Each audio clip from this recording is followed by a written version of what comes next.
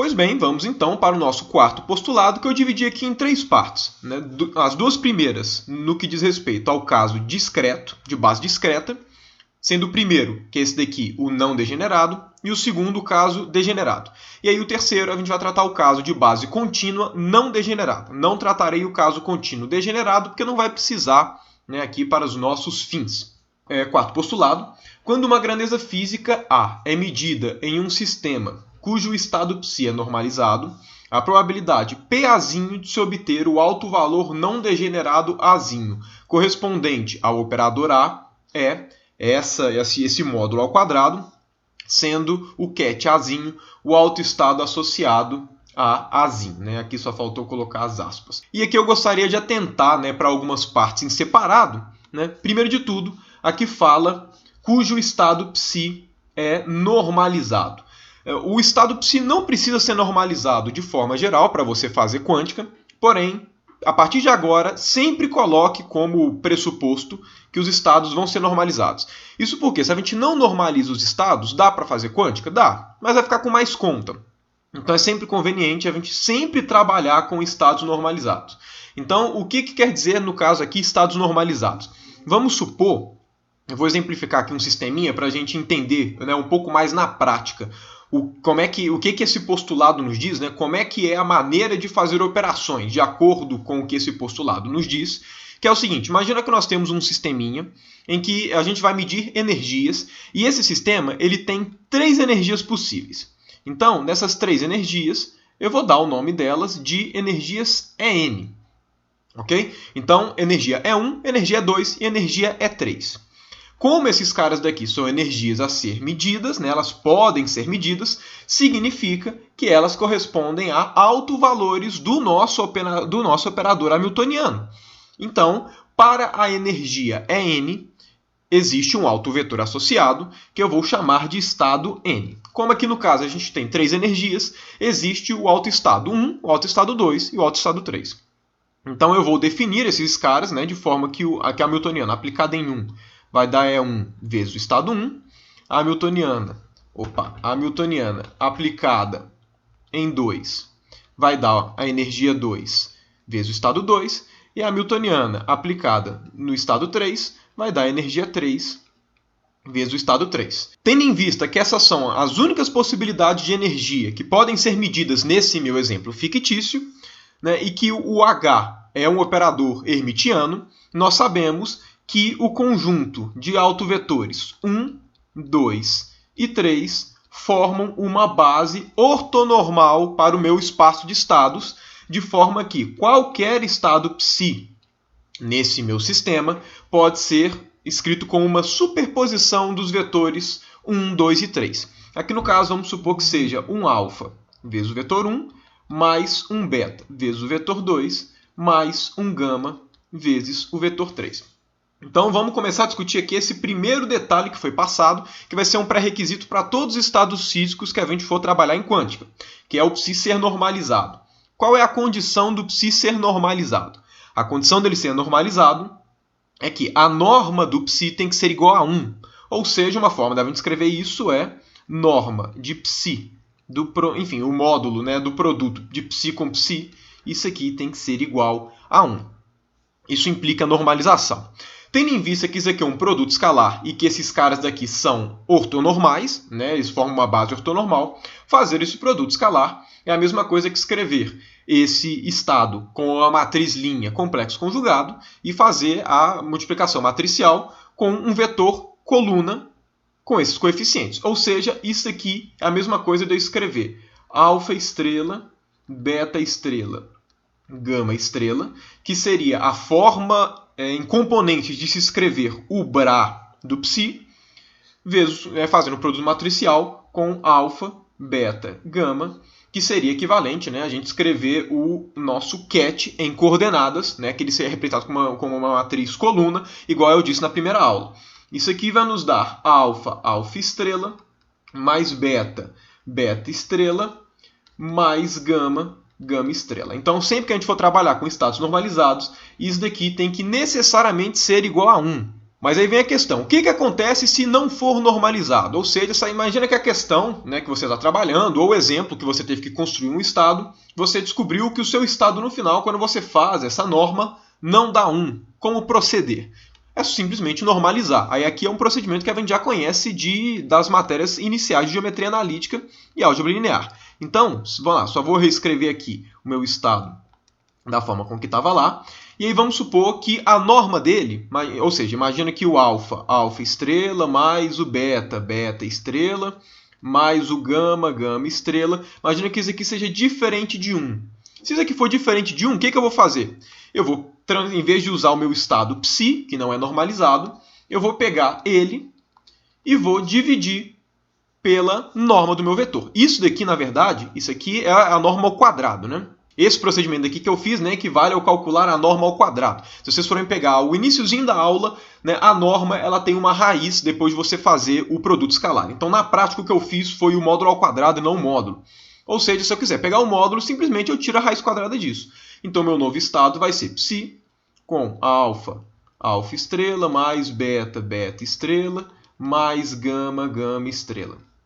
Tudo isso aqui dentro da raiz. Então, por exemplo, imagina que eu faço esse cara e eu faço esse módulo daqui e esse módulo ao quadrado dá 2. Então, significa que a norma do meu vetor é raiz de 2. Então, em vez de trabalhar com esse estado psi, o que eu teria que fazer? Eu teria que trabalhar com o estado psi anterior dividido por raiz de 2, que seria a norma desse vetor. Aí, se você tira a norma desse cara, você vai ver que vai passar a ser 1. Processo de normalização igual a gente aprende nos primeiros cursos de álgebra linear. Então, se você tem um estado que não é normalizado, sempre normalize, porque tudo que a gente vai fazer a partir de agora, na forma como eu escrevi os postulados, é sempre levando em consideração que os estados estão normalizados. Pois bem, então vamos adotar, né, como pressuposto, que nós temos aqui um estado normalizado. Então, por hipótese, vamos supor que o estado que nós estamos trabalhando, isso daqui é igual a 1. Então, esse é o nosso estado como suposição.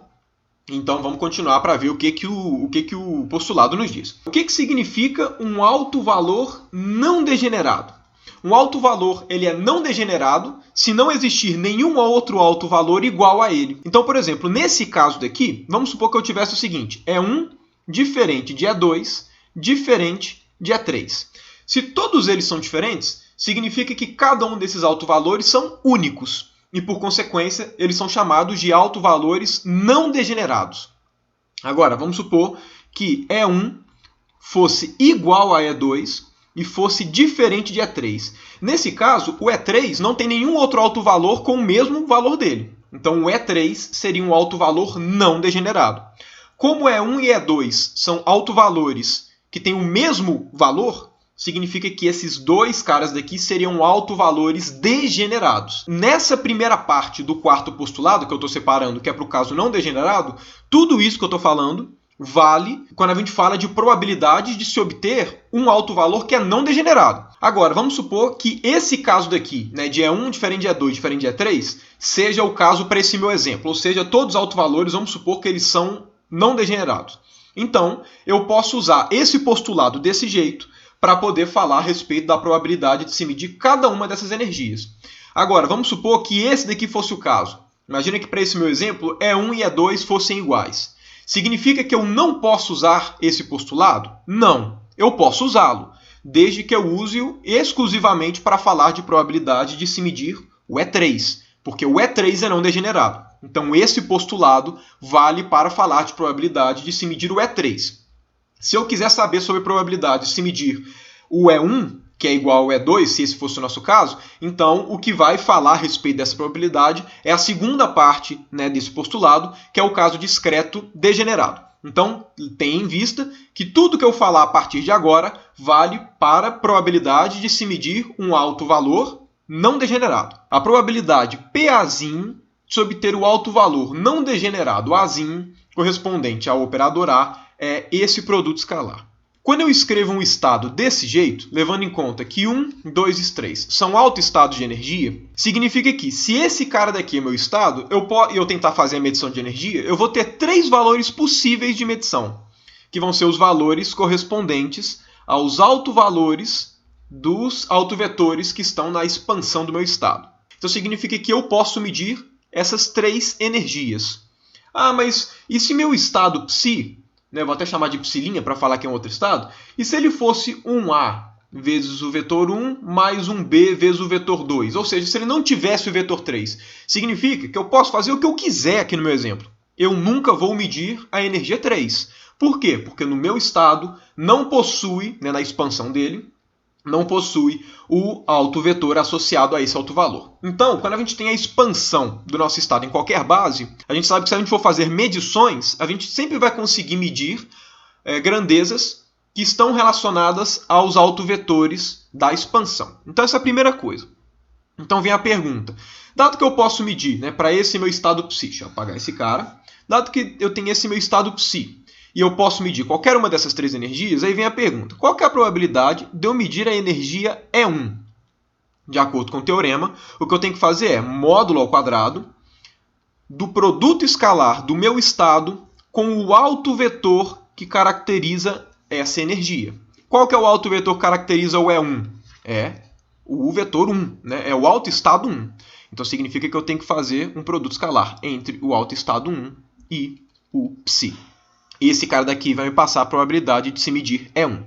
Se eu faço esse cara daqui, ó, vai ficar módulo ao quadrado de 1. E eu vou escrever aqui o psi explicitamente para poder ficar mais fácil de ver um segundo caso quando for falar aqui. Mas enfim, vai ser um alfa vezes o 1, mais um beta vezes o 2, mais um gama vezes o 3. Isso tudo módulo ao quadrado. Agora olha só, os estados são ortonormais. Se eles são ortonormais, 1 com 2 vai dar 0 e 1 com 3 vai dar 0. Só vai dar diferente de 0 o 1 com 1, que vai dar 1, porque os estados são normalizados.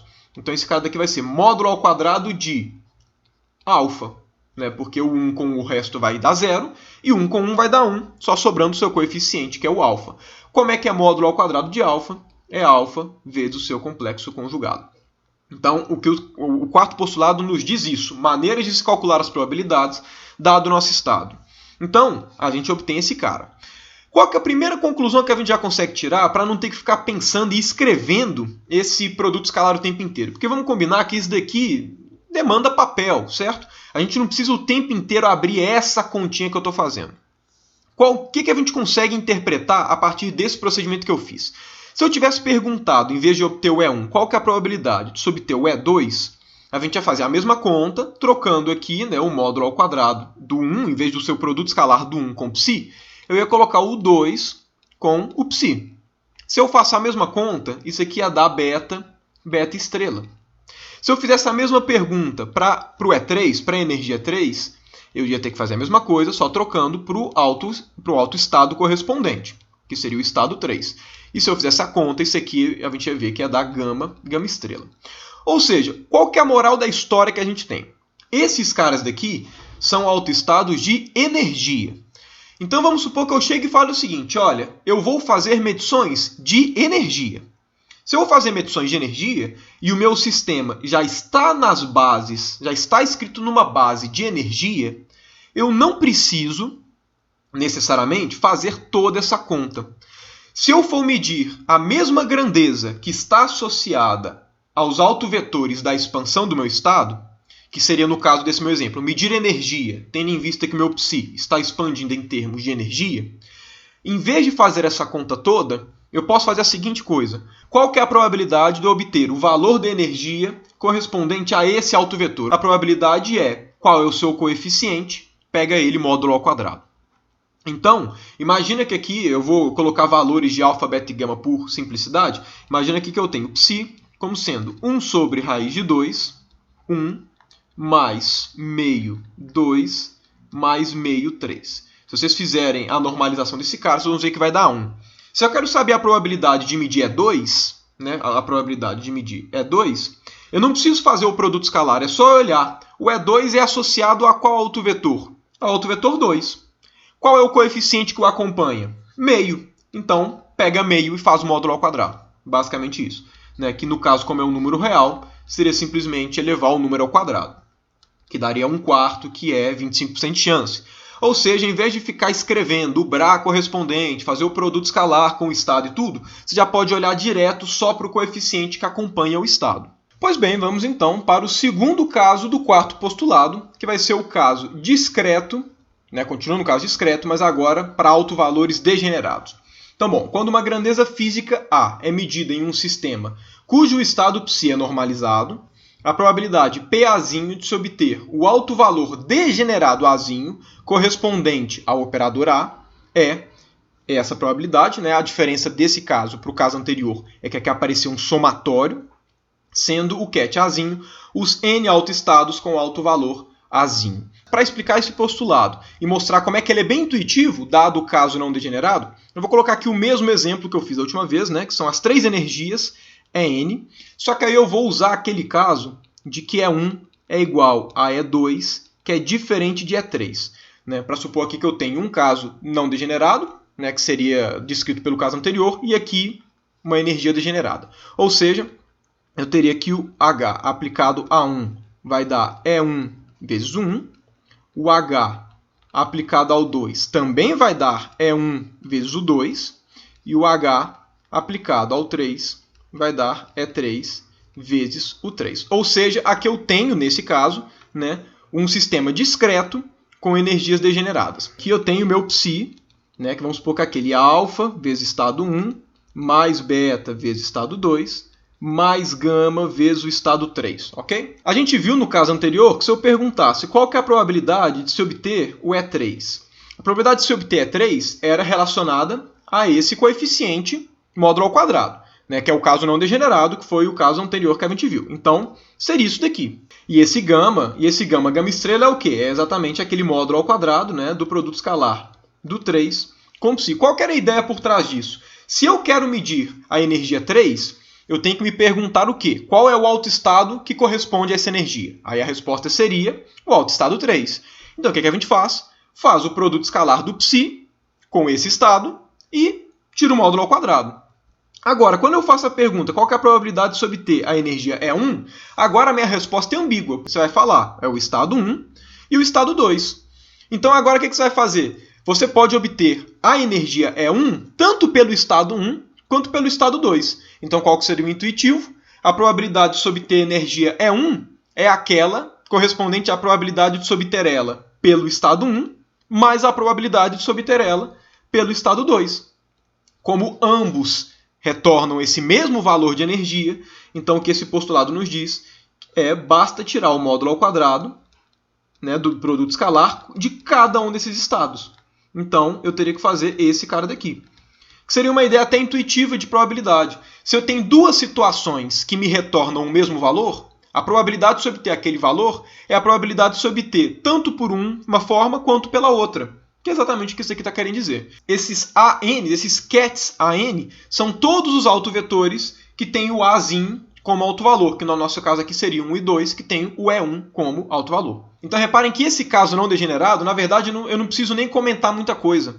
A partir do momento, né, que a gente fala que, beleza, se você tem mais de um autoestado com o mesmo autovalor, basta você somar, né, a contribuição de cada um deles, a gente cai em um monte de pedacinhos do caso não degenerado. Então, para cada um desses, vale os mesmos raciocínios que eu falei agora há pouco. Reparem que dessa forma que eu escrevi, em termos de produto escalar, eu não estou explicitando qual que é a base desse psi. Esse psi pode estar escrito em termos de base de energia, momento angular, spin, qualquer coisa. Esse cara daqui só está falando, pega o seu psi em uma certa base, né, a base que você quiser, e tira o produto escalar com alto vetor correspondente ao alto valor que você quer medir. Se o seu estado está escrito em termos dos autoestados da grandeza que você quer medir, ou seja, você quer medir energia, o seu estado está escrito em termos dos autoestados de energia. Logo, você também pode escrever essa probabilidade como sendo alfa estrela, mais beta estrela. Certo? Por quê? Porque a alfa é o coeficiente relacionado ao 1 e o beta é o coeficiente relacionado ao 2. Então você não precisa escrever com essa notação daqui de produto escalar o tempo inteiro. Você pode simplesmente escrever em termos dos coeficientes. Vamos então para o nosso terceiro caso do nosso quarto postulado, que agora vai ser o caso contínuo não degenerado. Pois bem, quando uma grandeza física A é medida em um sistema cujo estado psi é normalizado, a probabilidade PAzinho de se obter um resultado entre os valores Azinho e Azinho mais DAzinho é esse cara, sendo ket Azinho o autoestado com alto valor A. A gente vê aqui que existem duas diferenças com relação aos casos que a gente já tratou. A primeira delas é que a gente fala de probabilidades não de se obter um certo valor, mas de se obter valores entre A e A mais DA, ou seja, a gente fala de probabilidade de se obter valores dentro de um intervalo. Essa é a primeira diferença. E a segunda diferença é nessa equaçãozinha daqui, né, que aparece tanto um dp quanto um dA aqui. Então vamos explicar essas duas diferenças, porque o resto é igual aos casos que a gente tratou. Então, primeiro de tudo, por que a gente está falando de probabilidades não de se medir uma certa grandeza, e sim uma grandeza em um certo intervalo? Isso acontece porque no caso discreto para o contínuo, né, quando a gente está no caso contínuo, não faz sentido você falar de probabilidade de se obter um certo valor específico. E um jeito fácil, né, um exemplo bem tradicional para poder se mostrar isso, que vai ser o que eu vou usar aqui agora, é o seguinte, eu vou exemplificar por que no caso contínuo não faz sentido falar de probabilidades, enquanto no discreto faz. Qual que é a diferença de um para o outro? Né, e por que a gente faz essa adaptação? Imagina para o caso discreto que eu tenho um dado com 6 faces. Então, vamos supor que a gente tem um dado, e esse dado é um dado de 6 faces. Dado que é um dado de 6 faces, eu posso fazer a seguinte pergunta.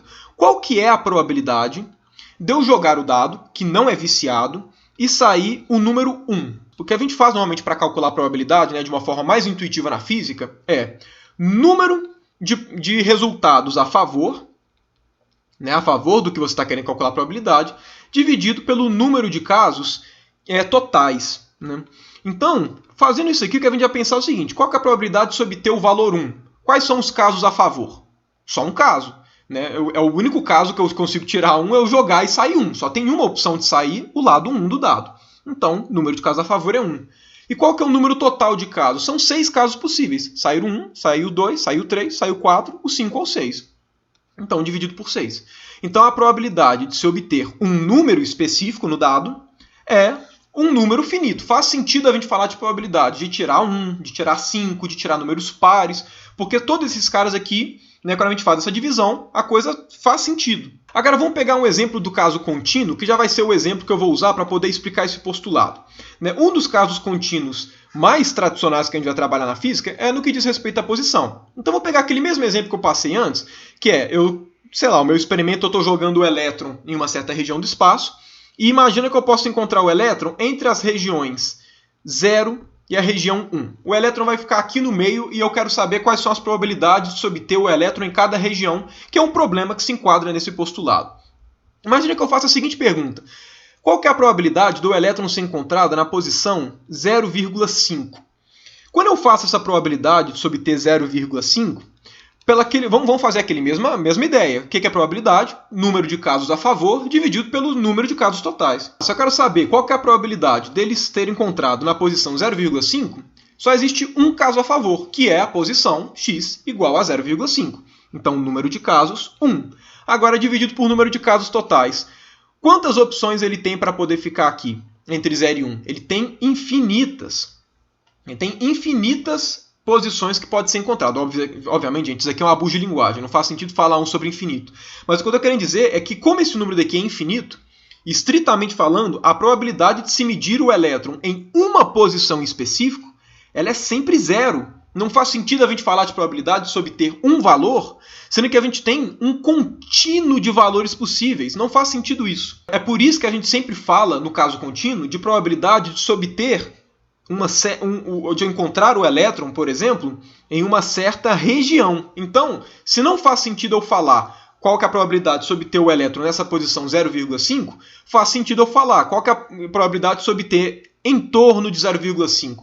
Porque nesse entorno de 0,5, a ideia intuitiva que eu quero passar é, em um certo intervalo, existem infinitos números. Ou seja, se eu for falar qual que é a probabilidade de se obter em um entorno, né, vou repensar desse jeito, só simbolicamente, de 0,5, a probabilidade seria o quê? Seria o número de casos a favor, que seriam infinitos, dividido pelo número total, que é um infinito. É claro que isso aqui é uma bucha de linguagem, mas a gente já sabe de cálculo que, dependendo de como esses infinitos se comportam, no limite tendendo a infinito, esse cara daqui pode tender a um valor finito, que é o que a gente realmente vai falar, que é a probabilidade. E aí tem uma forma bem intuitiva, né, da gente se perguntar, né, como é que a gente faz para calcular essas probabilidades, né, para poder ganhar um pouco de intuição, que é o seguinte, imagina que eu faça a seguinte pergunta. Qual que é a probabilidade de se encontrar o elétron entre a posição 0,5 e a posição 1. Imagina que eu quero saber a probabilidade de encontrar ele aqui. E vamos levar em conta também que os elétrons estão sendo jogados de forma aleatória. Se a gente fosse pensar na probabilidade, né, fazendo aquele número de casos a favor dividido pelo número de casos totais, é óbvio que isso ia dar infinito, porque aqui tem infinitos números e de 0 a 1 também tem infinitos números. Porém, existe uma ideia intuitiva aqui que a gente fala qual que é a probabilidade de se obter entre 0,5 e 1, sendo que, ou seja, no intervalo ali de meio de comprimento, sendo que o intervalo total é 1 de comprimento. A gente tem uma ideia intuitiva de que essa probabilidade seria 0,5 dividido por 1, né? Seria meio. E por quê? Porque se eu tenho um certo tamanho para encontrar o elétron, eu estou perguntando a probabilidade de encontrar ele em uma região que corresponde à metade, sendo que eles estão sendo jogados de forma aleatória, então faz sentido a gente pensar em termos disso, né? A gente contabilizar probabilidades, não em termos do número de casos, mas sim dos tamanzinhos dos intervalos.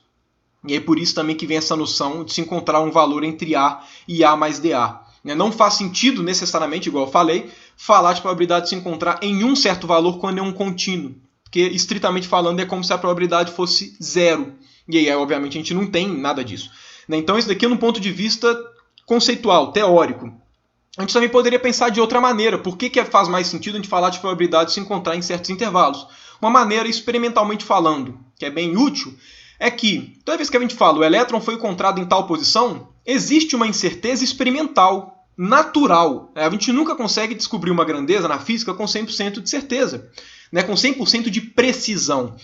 Toda vez que a gente fala o elétron foi encontrado aqui, se você começa a dar um zoom muito grande, você na verdade não consegue falar se foi no ponto que você falou ou numa vizinhança, existe sempre um mais ou menos alguma coisa, uma certa incerteza. Então, no ponto de vista prático, também não faria sentido para você falar de probabilidade de se encontrar em um certo valor. Né? O que faria sentido seria falar qual que é a probabilidade de se encontrar o elétron ali dentro da minha margem de erro. Mas dentro dessa margem de erro é uma região finita do espaço. Então faz sentido falar de probabilidade só dessa forma. Essas coisas que eu estou falando aqui até agora é só para passar uma intuição de por que tem essa diferença. Por que do caso discreto a gente fala de probabilidade de se obter um valor e no contínuo não. A gente tem que falar de probabilidade de se obter em um certo intervalo. Então é basicamente isso.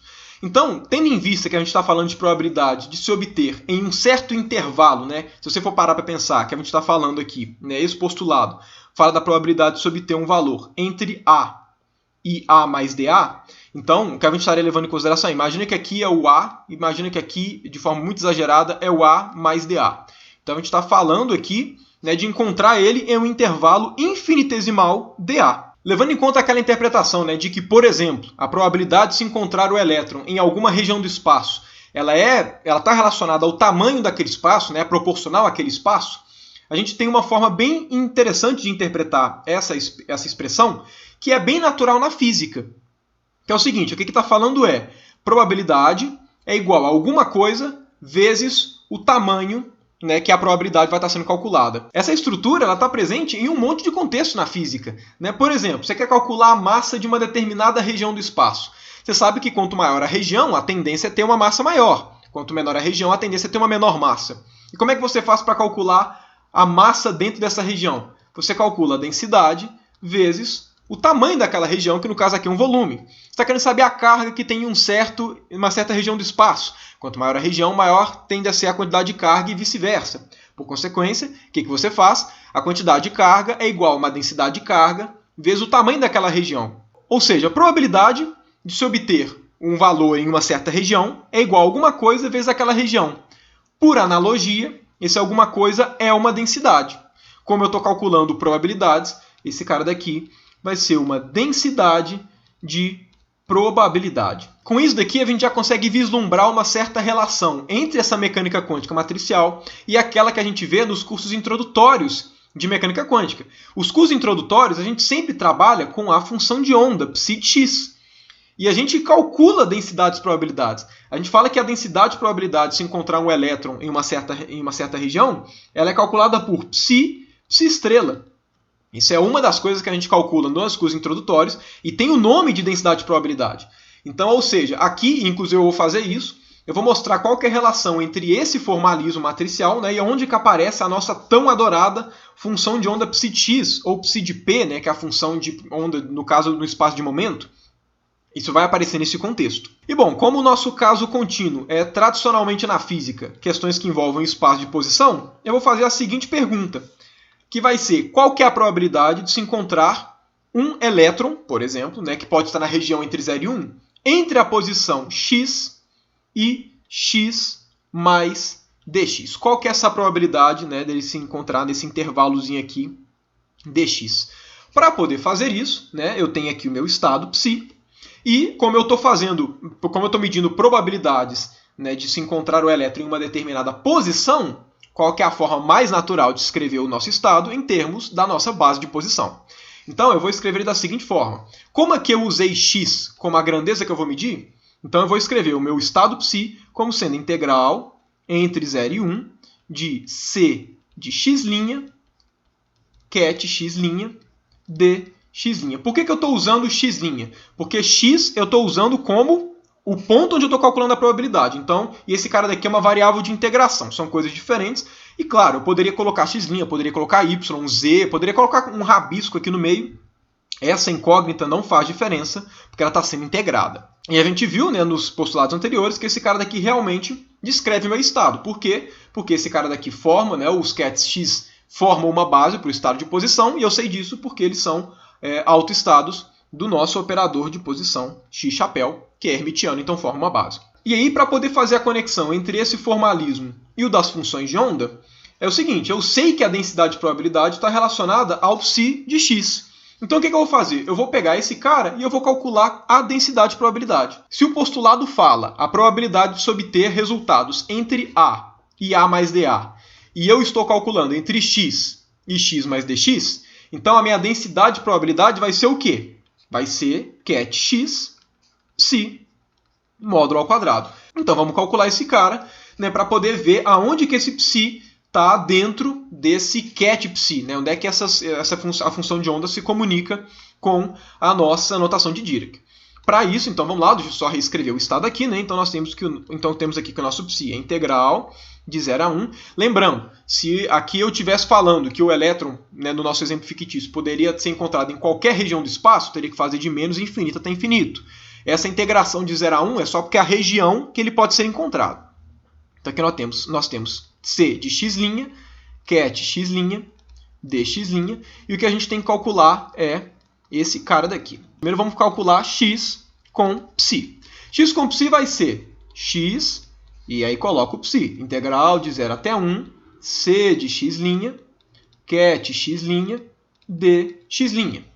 Obviamente o x não está sendo integrado, então ele pode ir para dentro da integral. Então, ou seja, esse produto escalar daqui, ele vai dar integral de 0 a 1, c de x', aí vai ficar x com x', dx'. O que é esse cara daqui? Esse cara daqui é o produto escalar de dois elementos da nossa base ortonormal contínua. Nós vimos que como essa base é contínua, esse cara daqui vai nos retornar delta de Dirac de x menos x'. Então esse cara daqui vai ser integral de 0 até 1 de c de x', delta de Dirac de x menos x', dx'. Obviamente esse x está entre 0 e 1, né? Porque a pergunta foi qual que é a probabilidade de se encontrar o elétron na posição entre x e x mais dx, sendo que ele só pode ser encontrado entre 0 e 1. Então, obviamente, o x está nesse intervalo. Então, o que o delta faz? Ele filtra esse cara para x' igual a x. Então, esse valor daqui vai ser c de x, essa integração, pela propriedade da delta. Então, olha só, esse cara daqui, c de x, é esse produto escalar daqui. Por consequência, né, a densidade de probabilidade vai ser esse cara no módulo ao quadrado. Qual que é a definição de módulo ao quadrado? É o valor vezes seu complexo conjugado. Então, esse aqui é c de x, c estrela de x. Agora, a gente sabe da física quântica ondulatória, né, que a gente vê nos cursos anteriores, a gente sabe que a densidade de probabilidade ela é psi de x, psi estrela de x, a densidade de probabilidade na posição x. Por consequência, chegamos à conclusão que aquele coeficiente da expansão, c de x, ele é exatamente a nossa função de onda.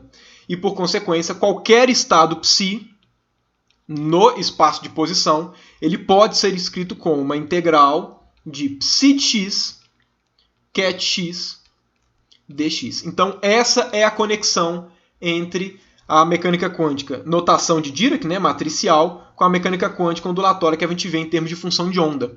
Se você tem o seu ket psi e você quer saber qual que é a sua função de onda, o que você faz é esse produto escalar. Esse produto escalar é o psi de x. E aqui o mesmo raciocínio vale para qualquer base que seja contínua, né? Tudo isso aqui que eu falei, né, é válido no caso para... Eu usei aqui a base x, né, que é uma base contínua, mas eu poderia também fazer em termos da nossa base de momento. Né? A nossa base de momento, em vez de ser x, é a base p. E aí vem a pergunta, qual que é a probabilidade de se obter um valor entre p e p mais delta p? Ia ser exatamente a mesma conta, só que em vez de x ia ter p, e em vez de x' ia ter p'. Ou seja, eu posso representar o meu estado psi tanto como integral de psi de x, ket x dx, como no espaço de momento eu posso representá-lo como integral, aí aqui vai aparecer o análogo, que é o psi de p, ket p, dp. Sendo que o psi de x ele vai ser esse produto escalar. Opa, aqui não tem x. Ele vai ser esse produto escalar. E o psi de p vai ser esse produto escalar.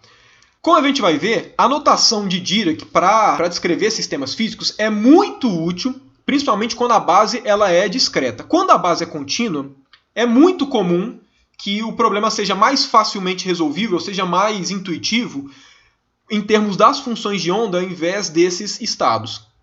Então, toda vez que você tiver uma expressão em termos de notação de Dirac e você quiser saber qual que é o análogo a ela na linguagem de notação, né, enfim, na linguagem de função de onda, o que você tem que fazer é pegar a sua expressão, né, e colocar na sua esquerda um umbral associado ao x. Porque toda vez que aparecer x, psi, isso aqui vai ser necessariamente o psi de x. Então, essa é a conexão. Depois dos postulados, eu vou comentar exatamente como é que são essas representações na base de posição. Né? Toda vez que a gente faz isso na expressão e sai desse psi para o psi x, a gente fala que a gente está escrevendo o nosso sistema quântico geral, né? Que é em termos desse espaço, desse vetor de estado abstrato, que a gente vai para a representação de posição ou para a representação de momento, que, claro, vai ser útil em diversos contextos. Mas aí eu vou falar, quando acabar os postulados, nos resultados físicos, que é a segunda parte dessa aula, eu vou comentar exatamente como é que a gente representa as coisas para passar do espaço de notação de Dirac, né, do espaço mais abstrato, para o espaço de funções de onda, e aí a gente consegue relacionar os conteúdos de mecânica quântica matricial com mecânica quântica função de onda. E aí, claro, só para completar, mas eu acho que é óbvio, quando a gente fala a probabilidade, né, de se medir o estado x aqui, né, a gente colocou desse jeito, né, se a gente for pegar o postulado. Ele era exatamente desse jeito. O que significa que dp de x, né, em termos de toda essa linguagem, isso aqui vai ser igual a psi de x, psi estrela de x, dx, né, fazendo a associação do coeficiente da expansão com o psi. Agora, se você quer saber a probabilidade de se obter, digamos, entre um x igual a A até um x igual a B, o que você faz? Isso aqui é um infinitesimal, você integra. Então você teria aqui integral de A até B de psi de x, psi estrela de x, dx, que é exatamente o que a gente já conhecia de mecânica quântica ondulatória. Ou seja, é esse postulado que faz a conexão entre funções de onda e mecânica quântica na notação de Dirac, né? Mecânica quântica matricial.